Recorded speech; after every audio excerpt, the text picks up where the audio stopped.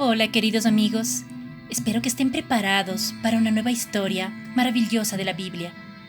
El día de hoy leeremos El juicio contra Jesús. Al terminar la última cena, siendo ya de noche, Jesús y sus discípulos se fueron a Getsemaní, un jardín de Jerusalén que estaba situado dentro de un monte lleno de olivos. Debían rezar allí en silencio, pues la noche sería larga y difícil. Jesús se alejó unos pasos para estar en soledad ante Dios. Como era un ser humano, también sentía temor y angustia. Deseaba que todo pasara lo más rápido posible. Rezaba a Dios pidiéndole fuerzas. Cuando regresó al lado de los discípulos, los encontró dormidos. Estaban cansados y no habían podido resistir el peso de sus párpados. Jesús debió sentirse muy solo esa noche. Despertó a los demás para decirles que ya había llegado su hora. En ese momento, Judas Iscariote, el discípulo traidor, le dio un beso. Era la señal convenida para que los soldados supieran a quién tenían que arrestar. Se acercaron los soldados con hachas, espadas y antorchas y apresaron a Jesús, que no puso resistencia. Simón Pedro quiso defenderle, pero Jesús lo impidió, pues según dijo, había que dejar que se cumpliera el destino que Dios le había asignado.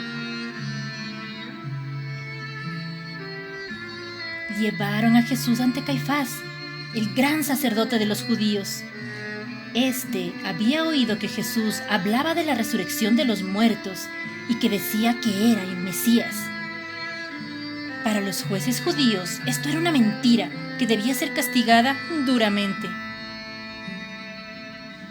Le golpearon una y otra vez para que confesara lo contrario, pero Jesús recibía cada bofetada sin quejarse y sin decir nada. Los dirigentes judíos sentían envidia de Jesús, de que tuviera tantos seguidores, y querían acabar con él. Por eso, Caifás lo entregó a Poncio Pilato, que era el jefe de los romanos, y podía decretar la muerte de un rebelde. Poncio Pilato le preguntó si él se creía que era el rey de los judíos, cuando sabía que no podía haber más rey que el emperador romano.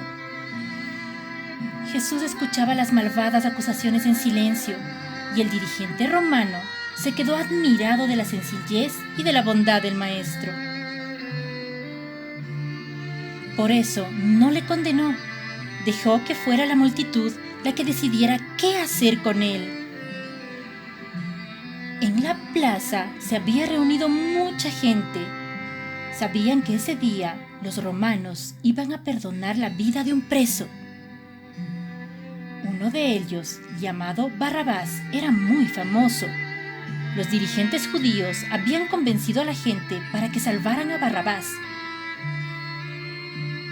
Cuando Poncio Pilato preguntó en la plaza a quién querían que él dejara libre, todos gritaron: ¡Libera a Barrabás! ¡Libera a Barrabás! Así fue como Barrabás quedó libre y Jesús fue condenado a morir en la cruz. Antes, en señal de castigo, le azotaron como un látigo en la espalda, aunque nada malo había hecho.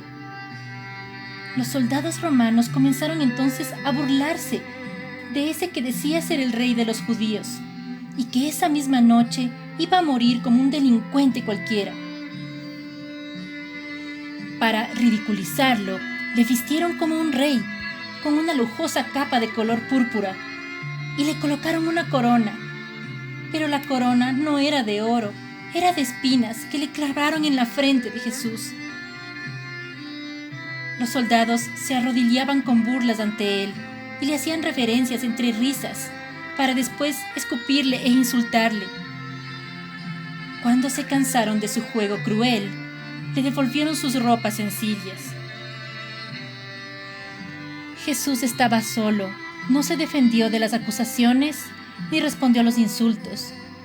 Sabía que su misión entre los hombres debía pasar por ese día de terrible soledad y sufrimiento. El Hijo de Dios salvaba así la humanidad de todos sus errores.